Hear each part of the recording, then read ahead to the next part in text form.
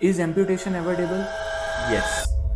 Amputation word સાંભળીને જ આપણને બધાને ડર લાગવા લાગે, પણ સાચેમાં ખરેખર આપણે ઘણા બધા કેસીસમાં પગ બચાવી શકીએ અને એમ્પ્યુટેશનની જરૂર નથી પડતી. જો ડાયાબિટીસ અને પેરિફેરલ આર્ટેરિયલ ડિઝીઝ હોય અને આપણને એ બીમારીની વહેલી તકે જાણ થઈ જાય અને એની ટ્રીટમેન્ટ આપણે જેટલું બને એટલી વહેલી તકે કરીએ તો આપણે પગ બચાવી શકાય. તો અગર જો તમને પગમાં ઘાવ હોય, ડાયાબિટીસ હોય અને સાથે પેરિફેરલ આર્ટેરિયલ ડિઝીઝ હોય તો વહેલી તકે વાસ્ક્યુલર સર્જનનો સંપર્ક કરવો, જે તમારા પગની લોહીની નસની તપાસ કરશે.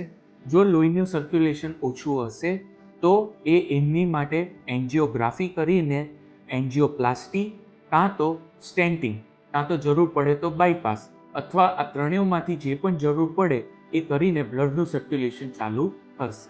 એકવાર પગમાં બ્લડનું સર્ક્યુલેશન જોઈએ તે પ્રમાણમાં ચાલુ થઈ જાય પછી ડાયાબિટીસનો કંટ્રોલ, ઘાવના ઇન્ફેક્શનનો કંટ્રોલ અને રેગ્યુલર જો ઘાવનું ડ્રેસિંગ કરવામાં આવે તો ઘણા બધા પગ આપણે બચાવી શકીએ. તો આ બધી વસ્તુમાં સમય ખૂબ મહત્વની વસ્તુ ભજવે છે. જો વહેલી સારવાર લેવામાં આવે તો આપણે એમ્પ્યુટેશન પ્રિવેન્ટ કરી શકીએ અને પગ બચાવી શકીએ.